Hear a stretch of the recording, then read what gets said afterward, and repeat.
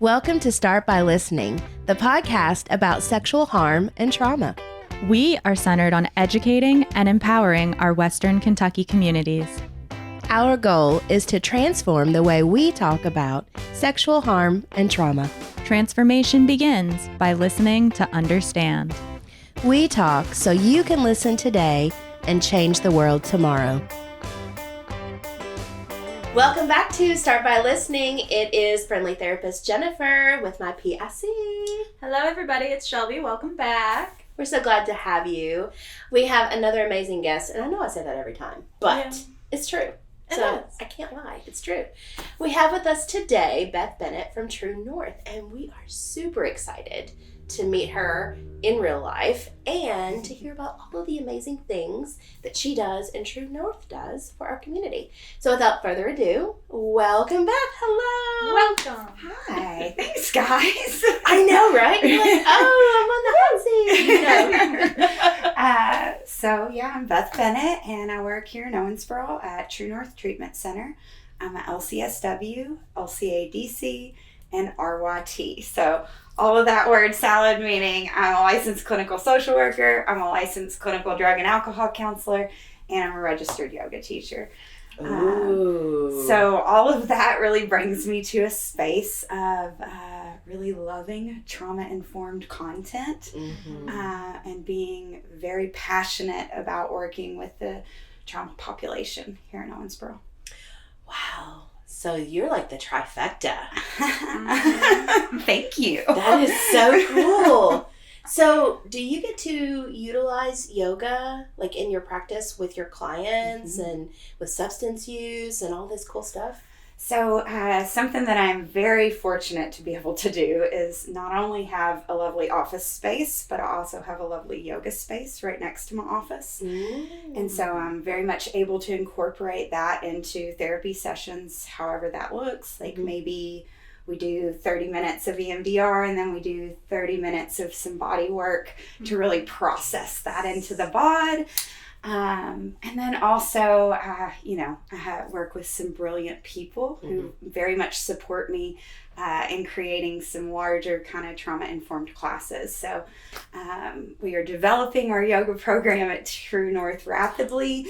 Oh, wow. We have multiple teachers from the community that come in and teach classes to all the phases of our IOP clientele. And then we are getting ready to kind of kick off offering a Y12SR. Basically, that's yoga 12-step recovery. So it's a hybrid of a meeting and a yoga group. And that's going to be open for anyone in the Owensboro community. Mondays at 12 p.m. Jan Alvey will be leading that for us. Yeah. So we're doing some cool things. That is like really, in my mind, progressive, because I will readily say my knowledge of substance use recovery or recovery in general is extremely limited, and it is limited to like AA and NA, and I think those were the foundational paving stones for the recovery world.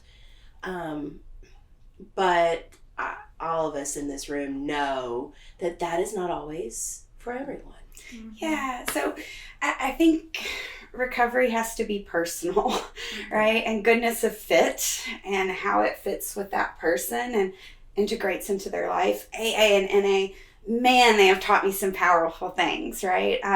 Some of my favorite material comes from those foundations. And one of the things that AA teaches is not to put all your eggs in one basket. And so we really have to diversify what recovery looks like if we're going to make that sustainable. Absolutely. So whether that's incorporating spiritual pieces or movement pieces, all different types of support into our lives so that we can sustain. Yeah. I like that word, sustain, because that's one of those things, like with clients, like, how do I keep this momentum? How do I keep moving forward? What if I get stuck? well, we all get stuck. Gosh, yeah. But life, but that's when we, I think, have the ability to lean back and remember, especially if we use body things, the body always will remember. Yes. On how to move it through. Mm-hmm. I think for so long, well, part of why I even became a therapist was because I saw an EMDR presentation. So let me throw that out there. Really? That's why I became a social worker. That's cool. I saw a demonstration of EMDR at KWC. Okay. Amy Wilkie from Counseling Associates came in and, did one of our classes on that. Mm-hmm. She was my social work teacher my senior year, and that pivoted me into applying for grad school. Awesome. But I really do passionately feel that body work is the missing piece for trauma-informed care. I watched people in recovery struggle so much with letting go of these traumatic events for years and years. And to me, EMDR is the piece of the puzzle that really sutures things together and allows people, again, that sustained recovery. So, yeah, I think there is so much potential in the world of trauma healing in general when we can do as many inputs into the nervous system with those restorative healing practices that originated thousands of years ago with indigenous cultures. And I think we can learn and integrate and give the respect and the honor, right? And then add to it the spiciness, that's the word, of neuroscience, neurobiology. Like, I was reading on Facebook some group, I randomly get groups thrown to me, and I'm like, what the hell is this? I guess that artificial intelligence knows because it's sending me. This lady wrote an article about equine therapy with EMDR. Check this out. The tappers were on the horse and on the person walking beside the horse. co-regulating. In the moment, movement. I was like, I'm getting chills now. Yeah, that's and beautiful. I was like, excuse me? What? How does that work? Okay, like I'm seeing your excitement and I'm trying to visualize. Again, not a therapist. Therapist in training. Okay, getting my degree right now, but not into the EMDR thing. Yet. Like, what, putting tappers on the horse and the person, like, co-regulation, but like, are they vibrating together? Like, what? Because we did an episode with equine therapy. We saw the horses. We saw what they do. We saw how beautiful it can be to have them mirror your energy, like the EMDR with the. I'm confused. Please explain.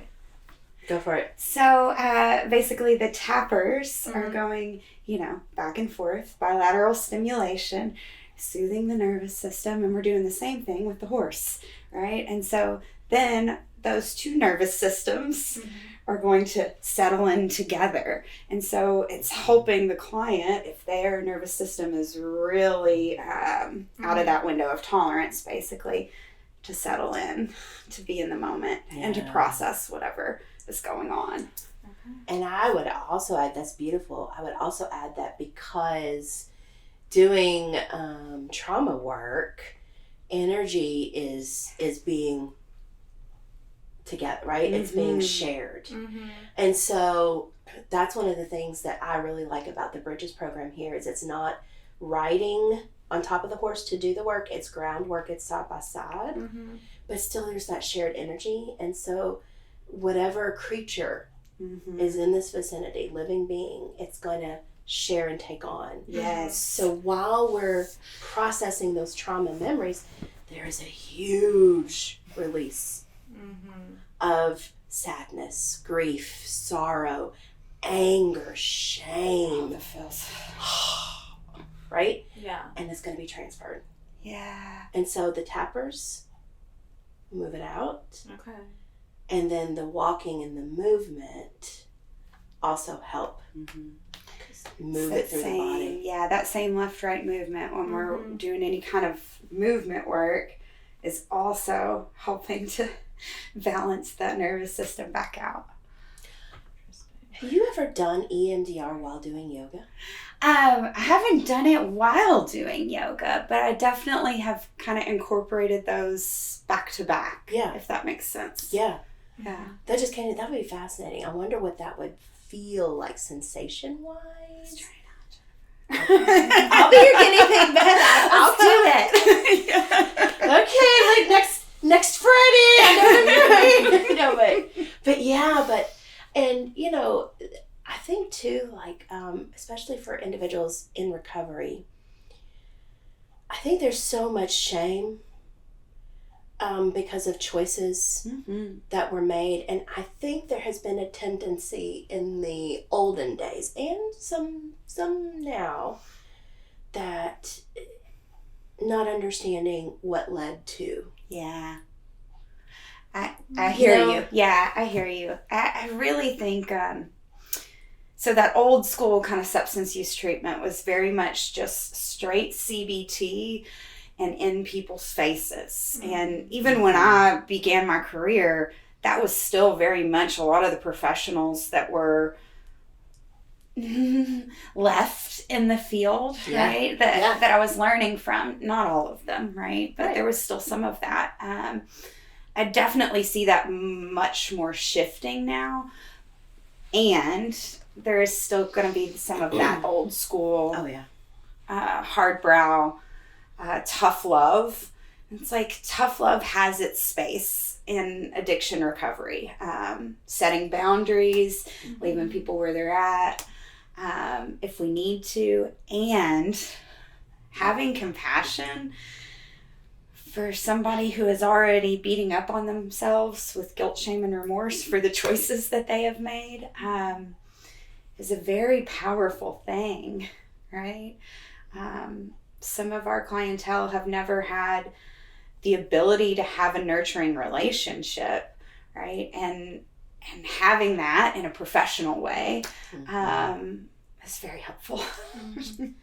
So I'm curious, with True North, I'm sure you get a lot of involuntary clientele, people that are court ordered to be there. Absolutely. And I'm sure there's a lot of pushback.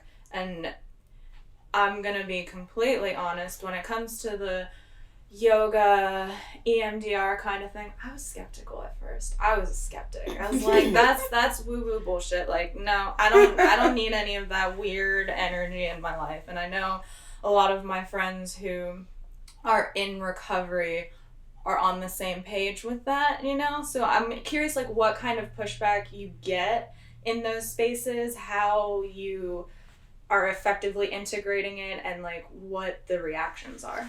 So I think the largest thing for myself is that I really ground in the science. When I am teaching, really to anyone, even my friends, I'm really grounded in the science of typically my anchor or foundation for any kind of therapy or breath work is counting, right? And part of that is because it was very supportive to me to know how long I was supposed to be holding a pose or sitting, especially when I very first started out kind of with that type of work. So I do get some pushback, but honestly not as much as you would think. I would say at this point that the EMDR fire has been appropriately lit in Owensboro. Thank you, New Beginnings, right? And so I really feel like we have a community that is becoming more educated about the scientific benefits. Like, yeah, this stuff might be woo-woo to some people, and there's a whole lot of science that supports this woo-woo, right? There's a reason that these practices in many forms have been utilized for centuries. And I kind of feel like the science is just now catching up, and we're just now beginning to really understand some of those practices. So I will say, like, you know, because I'm a nurse as well as a social worker, And, evidence-based practice Yes. is the gold standard, Mm-hmm. right? But I will also say that when I started in New Beginnings in 2016, I quickly came to this understanding, like this embodied understanding, that if something works, I don't have to have an explanation. Yeah. Like, for me, Mm-hmm. and if I'm trying something new, I'll tell a client, I have no scientific basis for this. This is just something that has come across my page. I read on it. I learned it. I'm doing it on myself. This is what I've noticed. This is what I've heard. This is what I've seen. Would you like to try? Yeah. Voice and choice. And Transparency too, though. yeah, but I think sometimes that gold standard, people are like, well, what if it works? I mean, 20 years ago, people weren't using horses Yeah. to do therapy work. 30 years ago, people thought horses were stupid and just to be utilized to work. Yeah. Well, and we also have to say that, like, a lot of evidence-based practice, at least in its origins, was developed by white men for white men. So, There's that. Yeah. Like, that's a big thing. I know we're moving forward in the research and, Yes. like, incorporating Yes. different voices when it comes to that. But Yes. Voices and choices. Yeah. Yeah. But that's so true, And there have been things I've experienced. I too had this is woo-woo bullshit. Like, I'll be the first to tell you that. When I first started in January of 2017, I got to go to an EMDR training. And Becky, my clinical supervisor at the time, she had said, okay, I'm just going to prepare you. There's going to be a lot of crying, and and I'm like, Jesus, what the hell? That sounds traumatizing. I mean, in a room full of strangers, like, no, thank you. Who do you think I am? Right. Who are you? And I said, okay. She goes, so just think of a memory that's not too trauma. And I'm like, oh, okay. But I went and I was like, I'm going to open up just a smidge. I wasn't full. Just a smidge. And after about the first 30 minutes, and then in 45, and then I was like, I don't feel sad. Like, I'm like, what's wrong with me? I should be sad. I don't feel sad. That was a sad thing. And then I remember driving home from Louisville, because it was a weekend intensive. And the whole way home, 2-hour drive, I'm sitting there, I'm trying to make myself cry for 2 hours. Like, I'm trying to make myself cry. I'm bringing up this memory, and I'm for 2 hours, and I couldn't cry. And I said, the world needs this. Right. Seeing is believing. Yeah. It was. Feeling or not feeling. I had not done any research. I didn't know that it was evident. Do you see what I'm saying? Yeah, yeah. And I was like, the woo-woo is woo-woo. Into it. I'm curious if you're comfortable sharing, what was your experience learning EMDR? So actually my experience learning EMDR is one that I'm very comfy sharing. And it's one that I will share with my clients as kind of my sales pitch for, like, here's this thing you could try if you would like. Yeah. So part of getting trained in EMDR is doing EMDR yourself. Mm-hmm. And so I went into that space, and it was at the training that New Beginnings did. I think it was it at Owensboro Christian, maybe? That was our advanced. The Okay. the initial was at the hospital. Okay, yes. In the auditorium where you couldn't drink any water. Yes. Okay. So me... That seems not... That doesn't seem okay. I'm sorry. So me and several of my friends had gone, and, we're splitting off into groups, and I'm a very, typically shy and introverted person in my personal life.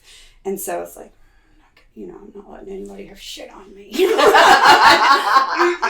Not crying in this space, And so I used a memory that I thought was pretty, like neutral. And so my husband is a whitewater kayaker. He kayaks like class 3 through 5 typically, so he's pretty intense. I was gonna say, that sounds intense. I don't know what that is, but it's pretty intense. Sounds badass. It's pretty badass. Yeah, he's pretty badass, quite honestly. And so I used the thought of him getting trapped under a rock, right? So that would be when he was gone on the weekends, running rivers, and I was not camping with him. I would have debilitating anxiety to the point that I would have to like very mindfully compartmentalize. Yeah. And so I used that as my initial target. I couldn't have even talked to you about that fear before without just, my whole nervous system really being in that hyper reactive state, feeling like I was chattering on the inside. Yeah. And after, that day or so of processing, the realization that I came to is that I was waiting for a phone call. I was waiting for a phone call that he was hurt or dead, and I was paralyzed by the fear of losing him. But the trauma piece was the phone call. It tied into my childhood, right? And, waiting for a phone call then. So, I was like, I'm not letting him get shit on me. But no, it definitely tied into my own trauma world. Oh, yeah. We can't hide those things from ourselves. And so, I mean, you can try really hard. you can try really hard, but it's going to be super uncomfortable.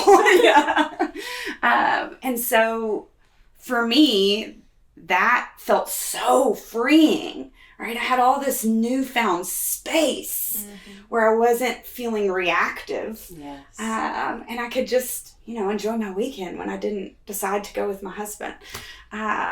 So it was freedom for me, but it also allowed me the ability to use a story of hey, I couldn't even talk about this before, right? I couldn't share this. And then I also like to share with my clients that, you get the little baby epiphanies along the way with EMDR. It's something that keeps working long after you have a session. And so maybe a week or so later, I was shutting down my office at night. I reached up to my door to grab a coat or something, and something completely unrelated. I thought, that's why I do that. Went about my day, went home. I'm like, Jerry, my husband, this is why I do this. He's like, yeah, babe, I know. It was really blatantly obvious to him, right? But to me, it was not. It was kind of tangled up in there. And again, it created some space to allow me to see kind of my own truth. So I feel very passionate about EMDR, not only because of my personal experience, but because of the shifts that I've seen in my clients. The things that felt so big and heavy before, especially with some of my clients I had been working with for years. Yes. And seeing that shift and the possibility that it created for them. Oh man, it's powerful. I feel you on that. Your energy around this is just so exciting. It's like, oh my God, I can't wait to talk to my therapist next. Let's go. And it is. And I will tell you that the effects are lasting. Yes. It's permanent. It's not oh no, what if this creeps back in? Now there might come forth new things that surface that, I didn't think, right? But it is very much, it's lasting. And I think that's what gives people that space of, and in the therapy world, widening the window of tolerance. Yeah. The ability of when I first started, my floor was right here and my ceiling was right here. And that was it. And it was like spiciness, maybe my spiciness level of experiencing sadness was only a 3. I can't go above 3. That's 3 is my ceiling, in which, for an entire grouping of people, recovery, that is huge to widen that window so you're not in dorsal shutdown in your nervous system and seeking out drugs or alcohol or other things that keep you in that dorsal space. Yeah. You know, I think the biggest thing that I go back to with like substances is like it's really just a way that we dissociate. It's right? coping. It's just an easy way to cope. Well, it becomes a survival skill. Mm-hmm. Absolutely. Right? And you know, teaching clients that they don't necessarily need that, if that window hasn't been expanded, is very tricky, right? And so we have to work on the roots of the issue, the trauma, before the addiction, right? The leaves on the tree are gonna, it's gonna feel safe to pull away from that, you know? So. Speaking of leaves on the tree, that brought to mind this beautiful infographic that I use in a lot of my trainings on the ACEs. Yeah.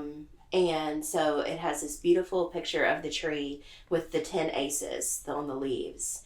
But then what I love about this organization called PACES Connection is it then shows the roots, what birthed the adverse childhood experiences. And then it shows the environment. And and they added pandemic after, you know, the start of COVID. I'm curious, in the work you do, Beth, typically, you know, they say research has shown that most people living, I'm going to just say United States because this is where we live, have 1 to 2 ACEs. Most. We know people have more, but people in recovery, how many ACEs, adverse childhood experiences, and I'll put a link in the show about that for people who are interested to know. Yeah. How many would you say they have out of 10? We're looking, you know, especially with our mandated population, that number is much higher. Mm-hmm. I would say 5 and above. Yeah. And in some circumstances, it might lean further on that scale, honestly. Yeah. Yeah. Trauma's the gateway drug. Yes. That's just... Well, trauma's the gateway to it all. Yeah. Right? I kind of always go back to with clients, like I don't necessarily have a negative view of any substance. Mm-hmm. It's not really the substance problem, right? It's more about why are we using the substance? What are we using it to numb out from? And how can we talk about those issues so that we don't feel like we need the substance so much? Mm-hmm. And taking the focus off of what has kept somebody alive. Yeah. And giving them new ways of beginning to think, sensation, feel, and emotional feel. Wow. That is so cool. I'm just sitting there going, I like that. I like that a lot. Wow. I'm going to let that just marinate. Do you have a memory of someone that you've worked with where you saw transform right in front of your essence? Oh gosh. And what was that like to see and experience and be a part of that sacredness? Gosh, I have so many of those memories. I think that's what keeps us in the field and doing this work without getting like dark and twisty and jaded all over. That means you're good at your job too. Did you have so many of them? Thank you. Right now, I think the things that I see the most of as far as transformation is because I am a little bit more leaning towards the woo. I get a lot of clients who are a little bit more leaning towards the woo.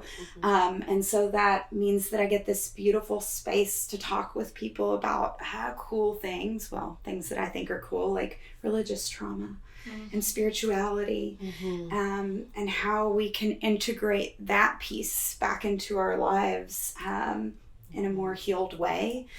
And so I think those moments, those EMDR sessions, woo-wee, like you can feel the energy in the room shift. Like I will get a cold chill through my entire body, and I will see the client begin to shake it off, or kind of like their body posture begins to change. It's beautiful.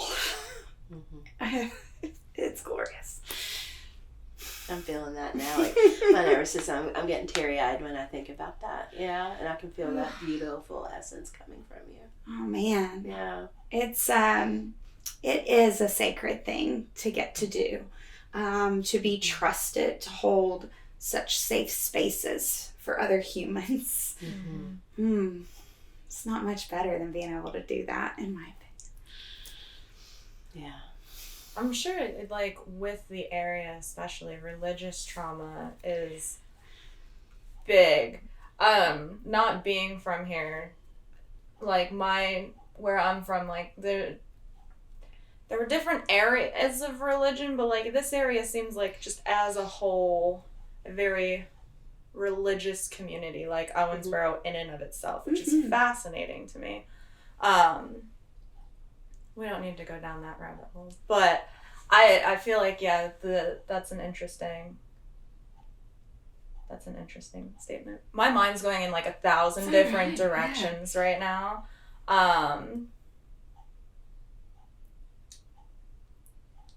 Yeah, that's something we don't really think about. Like when she said religious trauma, I too was kind of like my little antenna went. Whoop. It's something I honestly see quite a bit of, and that and medical trauma, right? Those have become two of my like really like areas of niche kind of interest as of recently, because there is so much. It's that whole thing of like not being able to have a voice in these systems that don't really necessarily support us having a voice. And then we bring addiction into that, right? And kind of like the political climate of addiction in Kentucky in the medical world. Woo-wee, right? We get some very complicated issues that might arise as a result of that.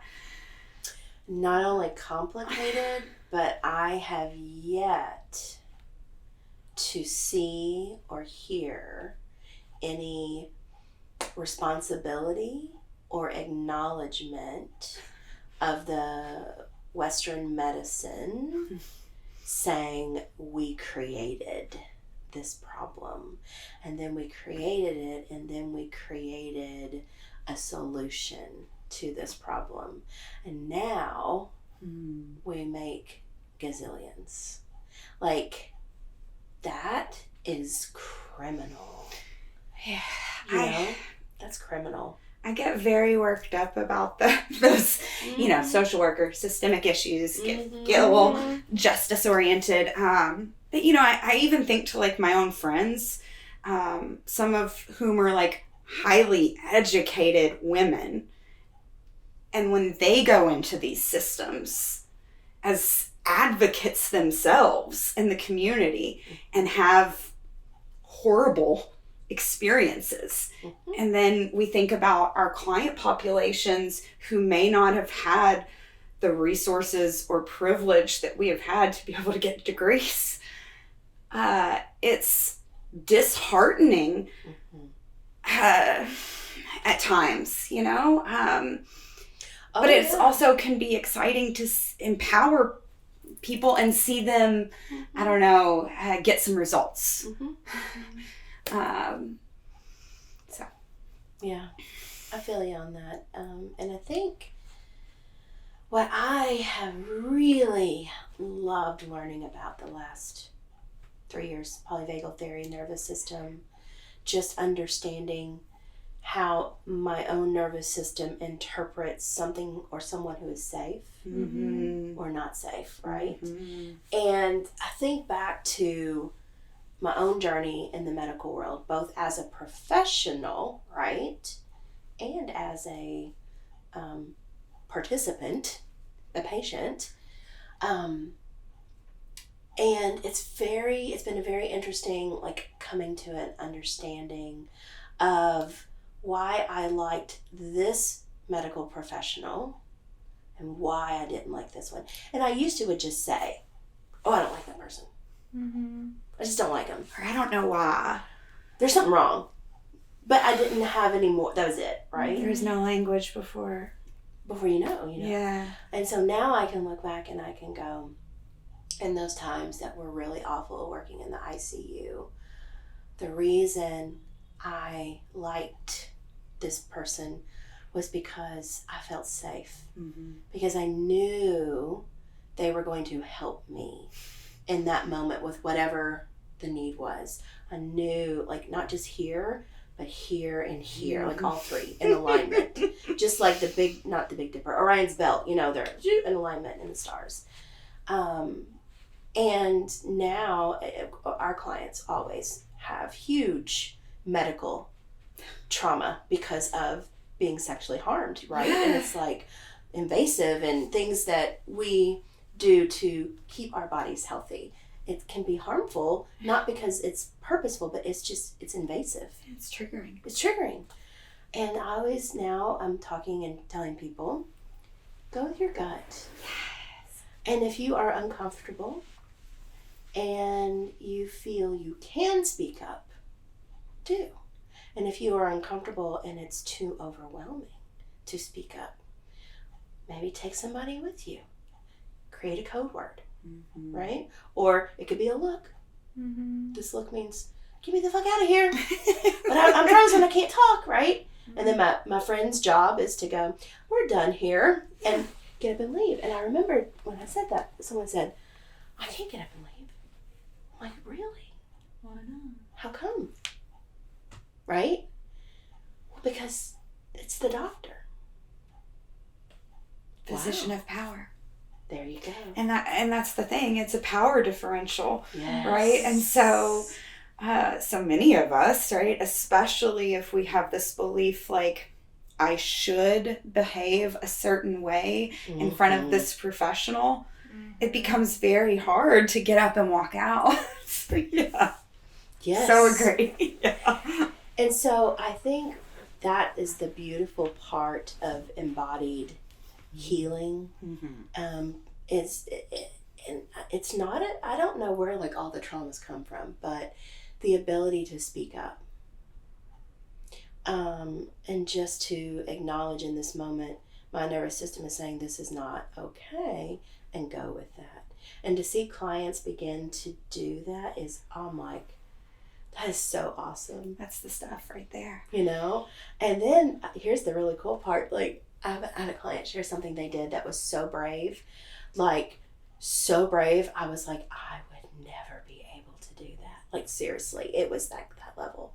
And I shared, like, in that moment, I said, I just want you to know, as you're telling me this story, my nervous system totally went dorsal because I knew I don't have enough courage or bravery to do what you did.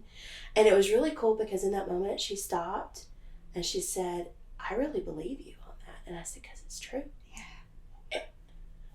Yeah. And I'm like, I'm in amazement. I'm like, you did that. And she said, she goes, 2 years ago, I would have not believed you. I would have thought you were blowing smoke up my ass. She goes, because she said to me, you do amazing, and you're loud, and I am, but I too, I'm like, some things, ooh.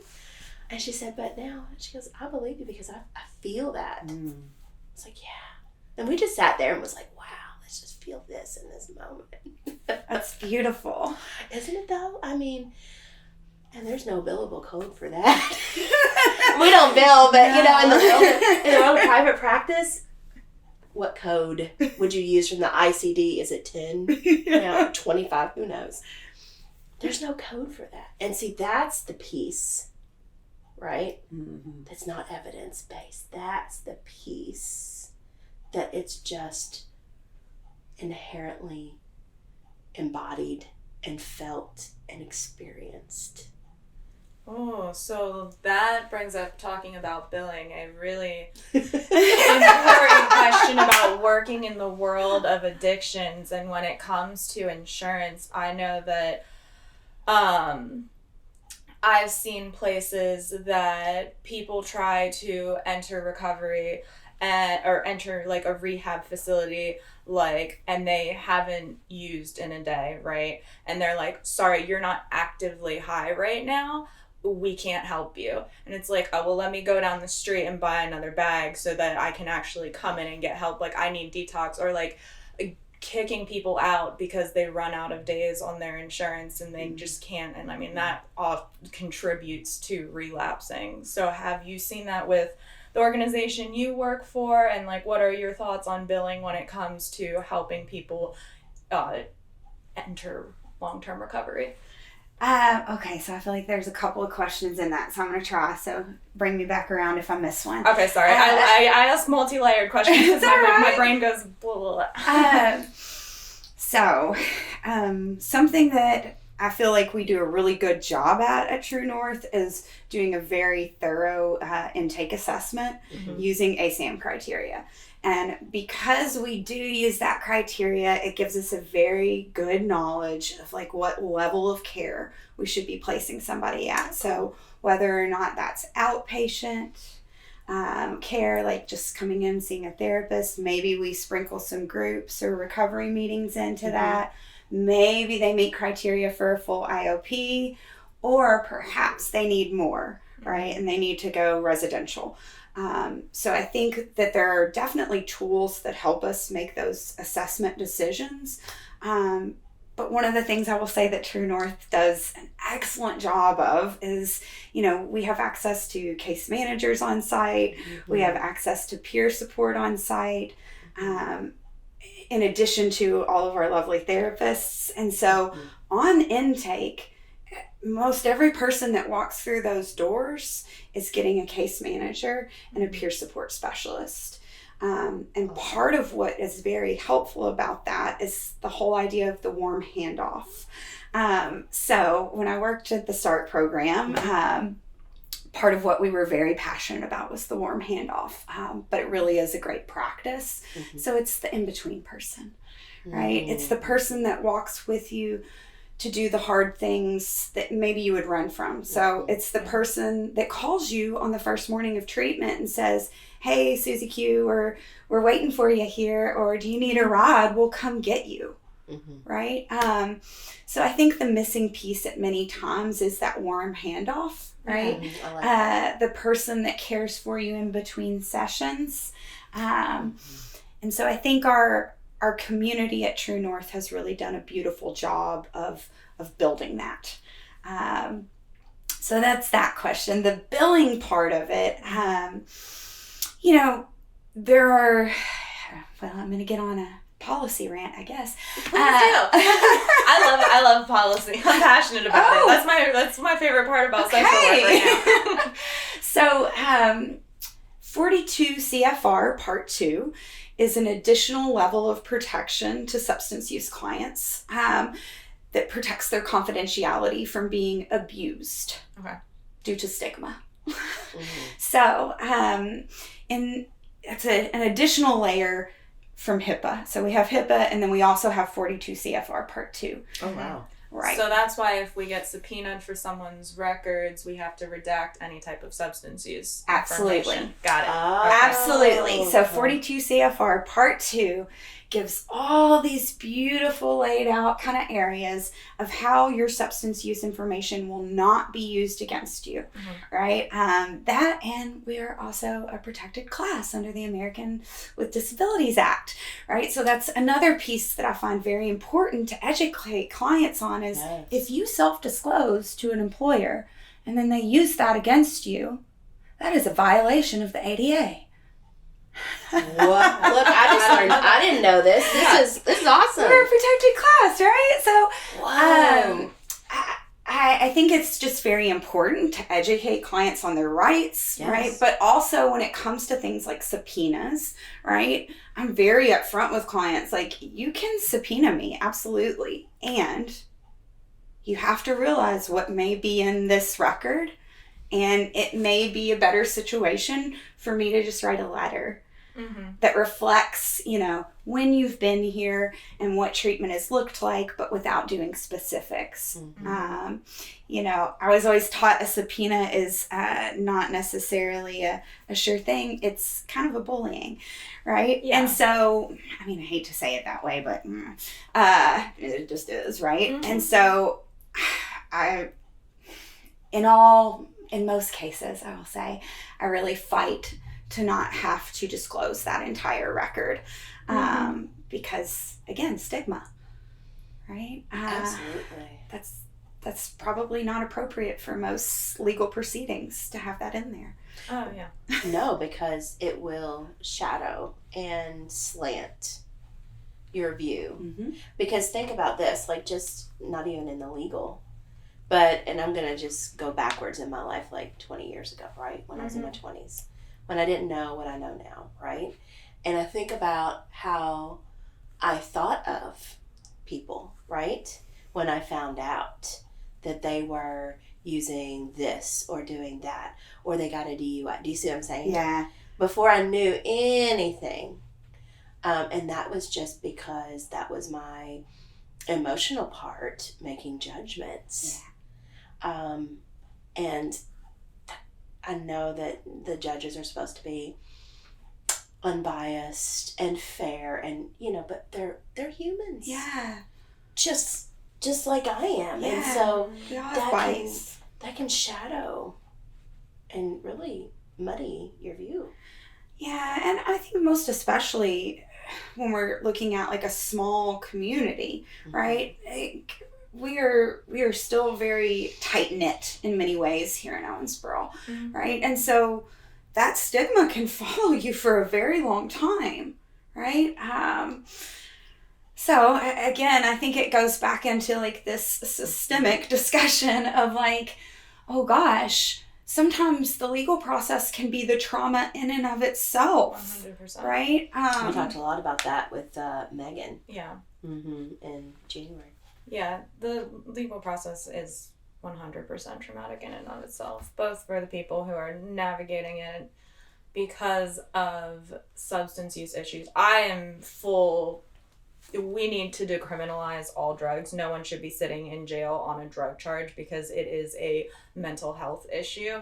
And decriminalization is the only way that we can start saving lives, because, you put someone in jail for 6 months for opiates, and then they get out and they use again. They use the same amount they used before they go in. Now we have another dead body on our hands because someone did not get the help that they needed, because rather than being in any type of treatment, they were thrown in jail and more traumatized. So they reached for the most common comfortable coping skill that they've utilized, because it's like, forget that, let me numb out.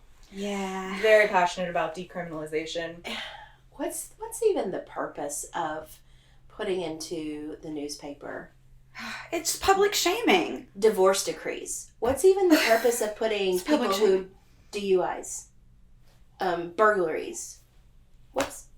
It's shaming. Yeah. Which, correct me if I'm wrong, but doesn't that go back like to the colonial days of the public being in the what are those things called? Oh, like the stocks. Yes. Yeah. Like I definitely very much agree. Right. Like there's no reason we need to publish. No, if it's public record and I as a person want to know, then that's on me to go to the courthouse to say, I'd like open public records or something. But you know what? There would not be that many people that do that because that takes so much time. Right. Yeah. So now we have the shame of, oh my gosh, I'm using.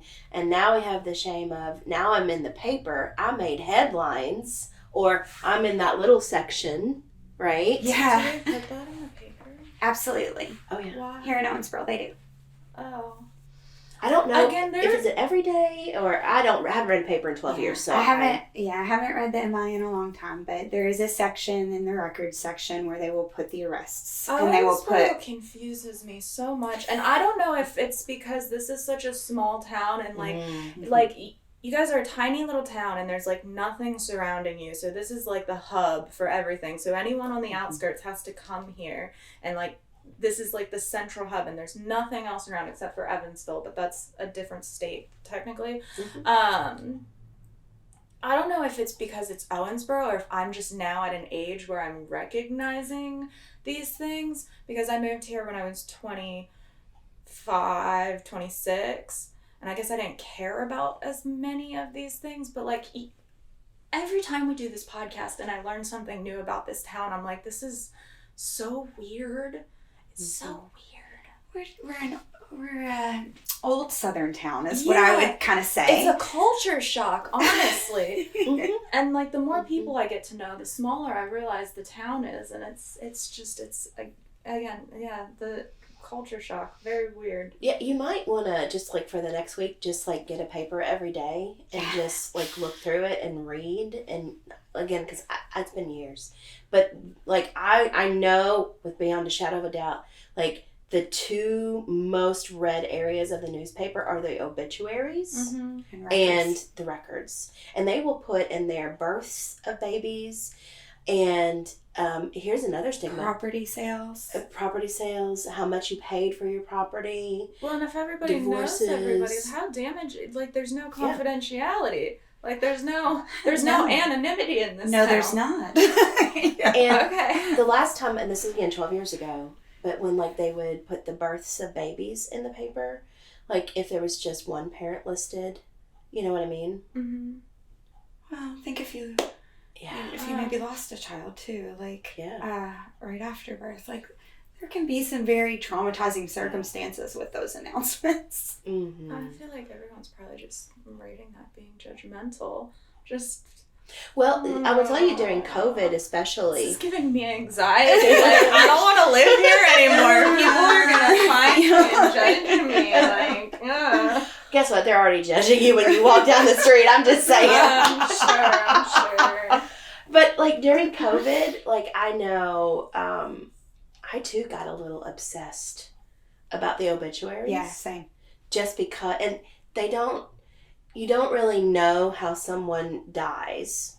It doesn't say that in there unless the family puts it in there. Mm-hmm. Or, we want to thank hospice. Well, then if people are thanking hospice for care, that was some kind of a terminal. Yeah. Do you see what I'm saying? Yeah. That's how you know. But especially with the increased level of like people who have taken their lives. Right? Mm-hmm. And so whenever you read in the paper found dead in their home, it is so stigmatizing and it is so traumatizing. Well, and not only, the families have already been through enough, if that's the circumstance. And then now we have like a kind of like a read through the lines public shame. And we also have TikTok now. Right? And Facebook as well. Mm-hmm. And I know, I don't know if you're on TikTok or not, Beth, but I'm sure if you're not, you have seen the videos when people are recording individuals who are extremely high. Oh. And who are acting in ways that people find to be funny. Oh, yes, I have seen that. Okay. You know what I mean? And number one, they're videoing somebody without consent. They're putting it on a worldwide platform. And, in the last, 10 years, when people have become viral, is the word memes? Yeah, that's one more, yeah. Right? Because of a moment. I think as society, like, oh my gosh. Now, if you were putting a video of yourself up and yeah, that's something different. Totally different. But I think that shame part, Well, and like how it kind of comes back to that issue of how much can you consent if you are under the influence? You can't. Mm-hmm. You can't consent at all. Yeah. That's our world, right? Yeah. There is no consent. Those just remind me of all the videos. So from Pennsylvania, Philadelphia, love Philly, Philly forever, but Kensington's a really bad area, and there are a lot of videos of just people walking down the street in Kensington, and it's a huge open air drug market. Like the heroin epidemic where I'm from is very, very, it's an epidemic for a reason. But yeah, I've seen a lot of videos of people just walking around Kensington, and it is like post-apocalyptic sad. And I think it it's truly just a symptom of late stage capitalism. I mean, people can't make enough money to afford housing, to afford what they need to live a happy life, right? I'm sure you see that all the time. So how many people come into your office who are living in poverty, who can't find employment to make enough money to meet their basic needs, and it's cheaper to buy drugs than it is to pay rent, because you know what? I would rather dissociate and not have to feel all of this pain than have to work in a society that is so soul crushing, where I can barely afford to get by every day. Wow. So that's definitely a real issue. And I think part of the, okay, there's a lot of pieces to that. I know. Do we have 25 hours? So that's all. Sorry. But that's a very valid very portion. valid question. So often, this piece of addiction to the lifestyle comes up a whole lot in conversations with clients. And it's like, yeah, it makes a lot of sense to return to this lifestyle of dealing drugs because you know that you can provide for your family very quickly that way, right? And so that fast money can become very addictive in and of itself. So, especially when I was working in the jail system, that was a very common thing as, somebody might identify their drug of choice as the lifestyle and not necessarily a specific drug. Oh, yeah. See, I'm learning so much. Yeah. So the addiction is the lifestyle Fast money. versus the actual. Selling. Wow. Right? Did not know that. I'm going to take that in. And if you are somebody that in your home has been the primary provider and has provided a very beautiful lifestyle for your family as a result of that fast money, now you're being asked to go to an employment agency and you're going to get under a living wage and you're going to probably be treated in a different way, stigmatized. Right? There become a lot of barriers for adopting a different lifestyle. So we definitely do see that. There was another piece from that I really wanted to jump off of, but I lost it, Shelby. Oh, that's okay. I mean, you jumped off in the way of selling drugs. I wasn't even talking about selling drugs. I was just talking about using, as a way to cope with capitalism. As a way to cope with capitalism, but it's like, it's just easier to be high than to have to deal with everyday life. Well, and I don't want to live in a shitty home and not be able to afford to do anything, and if a bag of heroin is cheaper than going to the fucking movies. Sorry, I dropped an F-bomb. That's okay, we're explicit. I told you. Fucking say fuck. Do it. Yeah. What's easier? What's gonna make you feel better? Yeah. Well, and that's a great point, right? As this is an immediate gratification kind of thing, right? And that's part of why it is so addicting. Substances or really any kind of processed behavior. It's because there is that immediate release of all those feel-good chemicals, right? That typically we have to work a lot longer or harder for in a natural way. So it feels like a cheat in some ways. It's hard to let that go. And which I feel like is easier to do. It's easier to get through that process if you have the support systems and the money and the people in your life who are with you through that and you can afford a certain type of lifestyle. Again, living in poverty is trauma in and of itself. And I feel like that is a very easy segue into maladaptive coping skills. Hey-o. Yeah. I just had a thought. We went to our KSAP conference, Kentucky Association for Sexual Assault Programs, in December. And I do not remember that gentleman's name, but he was a keynote speaker on the second day. He is a professor, though, at the University of Kentucky in the social work department. Do you know what I'm talking about? Maybe. Is his name Alex? I'm terrible with names. I am too, but I'm good with faces, not names. but he's a social work professor, and told his story of addiction and recovery, and he really presented a very alternative view, in my opinion, of what true recovery really needs to be. I liked it. So he runs a nonprofit, and the entire basis of his nonprofit is meeting people where they're at. So typical recovery he was talking about is you need to be sober to be able to access any resources. Bingo, so if you start using again, you lose your housing. If you start using again, you lose any type of public support that you would have gotten. Like, sobriety is the key to most recovery, not to accessing resources. You have to be sober. But his nonprofit was like, you can still be using, we're going to help provide the resources. So he told a story about how he has a laundromat there, and anybody can use this laundromat. It's right in the community. And while you're doing your laundry for an hour and a half, you're out back smoking a cigarette, and then all of a sudden you're talking to a recovery counselor while you're smoking your cigarette. And then that's that little treating someone like a human, so they're ready to take that step into, I can talk to a counselor. I can better myself.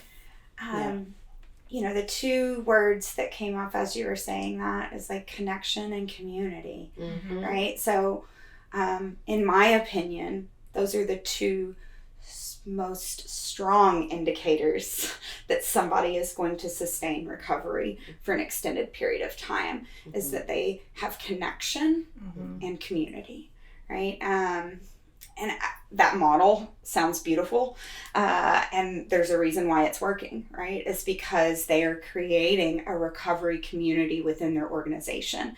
And, again, I'll brag on True North all day. Travis and Lauren have done a beautiful job of creating a community there for the clients, but not just the clients, for the staff too. I had a very fortunate experience at my very first job in the field. I worked at the Hope Center Recovery Program for Women in Lexington. And at that time, the staff there was like literally the most beautiful group of powerful women I had ever had the ability to have contact with, right? That feel of safety, of comfort, and camaraderie. True North is the first time I have had that in a very long time. Our staff genuinely loves each other and are there for each other, right? We laugh a whole lot and we have so much fun, and the clients see that. It's contagious, right? That community being there has to be authentic and real, or the clients read it. We all read it, right? Yeah. Energy follows energy. Yeah. And so you walk in our space and you can feel the energy of like fun and passion that Lauren and Travis have infused into that space, into their company. It's kind of intoxicating. We have that here too. So there's a lot of trauma stewardship, and you guys are all doing your work and creating that. That is what we have at New Beginnings. Yeah, we do. And not everybody here at New Beginnings is woo-woo, right? Yeah. And here's the beauty of that. We provide a lot of woo-woo opportunities, and we also say, hey, if you don't want to be a part of this, that's cool. That's cool too. Like, we're bringing in we're going to do a drumming circle, 4 sessions, 4 staff. You know what I mean? And I'm hoping to field it out. But with understanding, not everybody maybe wants to do that. Yeah, and I think it comes back to, again, one of those pillars of trauma-informed care is choice, right? Like, I am not going to be the best fit for every client that walks through our facility. And that's cool. I don't want to be the best fit for every single client, right? How does that work? Sorry, okay, so here we have a waiting list, right? And on the waiting list, like, I just had an opening that opened up on my caseload, and so I just took the next person. Do you see what I'm saying? Yeah. But there's no understanding of if this is a good fit until you're in it, and then you have those conversations. But I think about, like, in, the mental health world, like, I chose my therapist that I see for a very specific reason. And at True North, do the clients get to choose who they want to see? Or is it very similar, like there's a waiting list and, oh, Beth is the next person and here you go, it's Beth? How does that work? So it's a little bit of everything there. We have a pretty big clinical staff at this point. Some of us are taking new clients and some of us aren't. So that definitely impacts things. Like myself, right now, I'm not taking new clients because I'm trying to kind of pivot more and providing clinical supervision there at True North. Okay. Right. So I have my caseload kind of shut down and any new spots, or I'll just roll into that. We have a whole lot of therapists though, and we have kind of an excellent receptionist. She's the loveliest. And so she does a really great job of knowing everyone's specialties and really what's going to work based on the client that's calling.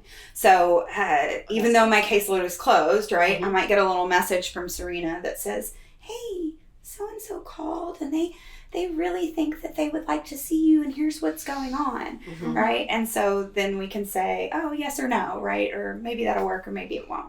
Right. The other thing is every client that comes through and is going to the IOP is assigned a therapist upon intake, right? Now, if for some reason that didn't work out, they have the ability to switch their therapist, their case manager, or their peer support specialist. We do too. At any time, Voice and choice. Yes. And so I think it's just, I don't know, we've got a little bit of everything and it kind of depends on each person's like practice within the practice. And then we have some of our maybe younger therapists that are doing the intakes, but then they're coming in and staffing those. I love that, learning. Yeah. I love your all's website. Let me just say. Thank you. I love their website. I haven't looked at it. It's pretty, that's my word. It's informative. And it definitely has the vibe of like welcoming, warm handoff-ish. And I saw like case managers, I saw therapists, I saw peer support. And I was like, that's kind of like everything that I think somebody who was in recovery would need. I don't know, because again, I'm not that world. Yeah. But I was like, that kind of like, it's like that safety net. And there's like multiple layers. I'm like, I really like that. I like that. And it's a really cool website. Well, we will link the website in the show description, and I'm going to have to check it out. And just looking at time, it's been a little over an hour. So we just got so wrapped up in conversation. We did. So is there any last sentiments or any amazing things that you would like to tell our listeners that they should know about the recovery world or about you? Or Oh gosh. Well, I will say that at True North, we're getting ready to do a big training day. And so that's on March 7th. It's a Tuesday. It's a full day. We've brought in some cool trainers. We have some of our staff being spotlighted as well. So please come join us for that. But we have big things cooking at True North. We're doing fun things. CEUs offered for the training? CEUs offered. 6 CEUs. $60. All right. 6 Ooh, CEUs. very nice. Okay, March 7th. Yeah. Or do you already have that like on your page? Or It is on our website. Okay. Sign up went live, I think, earlier this week. So Perfect. we've got that going. Okay, so how would you feel about answering like 3 rapid fire questions just for fun? Let's do it. Let's do it. Okay, my first one. This is my go-to rapid fire question that I love. If you could have any superpower in the world, what would it be? Ooh, gosh. I know the power that comes with a superpower, right? That's a really beautiful and kind of difficult question. So my immediate gut response was the Harry Potter cloak. Oh, Okay. yes. Right, the invisibility cloak. That was a pretty cool power. And I was going to say the ability to mind read was my second thought, but then I was like, I feel like I read emotions pretty well. I don't know that I need that. So I think I want the cloak. Yeah. There you go. What is your favorite gadget My favorite gadget that you own? Goodness. I love this question. That's one of my favorites. I hate it. It's when you first asked it, I was like, "What are you talking about?" So I was like, "What the fuck are you asking that for?" Is this like electronic gadget or like? I don't know. You get to decide. That's why she loves it. It's so open ended. I like it now that we ask people because everyone has the same reaction. But when she asked me for the first time, I was like, "What?" I love it because for me, it's a window just to know more beautiful things about somebody. Okay. After you answer, I will tell you what my favorite answer has been so far by someone. Okay. So the thing that comes to mind is I have this like Starry Night projector, I guess. I mean, it's not actually Starry Night, but right, it puts like the northern lights and then the stars on the ceiling. Oh, cute. So I like to run that in my yoga studio, but really it just came from my husband really loving sparklies. So I enjoy that. I like it. I want one. Amazon. I'll tell you the quick before she asks the next question. So I don't remember which episode it was, but somebody said a can opener, and that has been my favorite Beautiful answer because you definitely need that, especially with the way the world is going. right? Everybody go get you a can opener. And not the electric kind, okay? I'm talking the hand crank kind. Listen, you heard it here. Go get you one. Okay, anyway. If you could be any animal, what is your animal? I would say like a little fox. Fox energy. I definitely pick up fox energy from you. I 100%, yeah. Yeah. The get playful, Yeah. curious, they're always in movement. Mm-hmm. Same. What I'm over was- here rocking away. I know, I love it. Which was really cool. I've only seen a fox in real life one time in my 47 years. Mm-hmm. I've always been on the lookout. And I was driving home to my house one time, and I live off Hillcrest. And right past the golf course, I saw a fox. Actually, I lied. I've seen him twice now. I saw a fox dart across the road, and I was thrilled because I finally have seen one in real life. Mm-hmm. That was the first time. The second time was this past year, and around this time last year. And we had some mice in our garage Mm-hmm. because my husband loves to feed our birds. That's his thing. And he had, I guess, not been keeping the bird food in the container. I wasn't paying attention because his thing. So I said, we're going to live trap mice and we're going to release them. Mm-hmm. You know, that was my thing. And he goes with me on my wild ideas. He grumbles, but he does it. And I researched it, and we drove 3 miles away, right? You have to drive 3 miles. And so 3 miles away was Rose Hill Cemetery, which I was like, this is really pretty at nighttime. Like, it was really pretty. Anyway, I saw a fox there. So I've seen them twice. And they're beautiful. I grew up in the mountains of Appalachia my entire life. I never saw a fox in person until I was sitting on a rooftop in Brighton, England in college, and I just saw a fox run through the middle of the street, and I was like, this is the middle of a city, but here's a fox, and I grew up in the woods my entire life and never seen a fox. So that's my first fox story. I was like, oh, wow. Like, is this real? Is this real life? Yes. Have I been drinking too much? What's going on? And last year, over in our Henderson office, Mm-hmm. they actually had a den. Oh. They opened their back door. They showed us. Tara did. Mm-hmm. She had taken videos of a fox family. It was just like you would, in my mind, see in England, like a big, like hill, like a fairy hill, you know. And the fox mama and daddy and the little kits. Is that what they're called? I think kits. Yeah, they're called kids. Okay. They were just, and to watch them playing on the hill in the sunshine. I was like, that's right outside their back door at work. I was like, you all can just open your door and just eat your peanut butter sandwich or whatever you're eating for lunch and just enjoy and regulate. Nature. I have really enjoyed this. Yeah. Same. This has been lovely. Absolutely. Thank you so much for coming. Oh, Yes. Thank you for Thank having you so me. much for being here. We appreciate you taking an hour and so out of your busy schedule to be on our podcast. Absolutely. Yeah. And so we just want to thank everybody, wherever you are, if you're in Asia, China, Wyoming. Thanks for tuning in. And remember, you can change the world tomorrow just by listening today. Have a good one. Bye. Heck yeah, Wyoming. What? Well, we've made it to the end of our episode. We want to thank you for listening. We hope you'll take something you heard today and use it to change the world tomorrow. We wanted to thank our music producer, Seth Hedges, from Uriah Wild Media. His website is in the show description.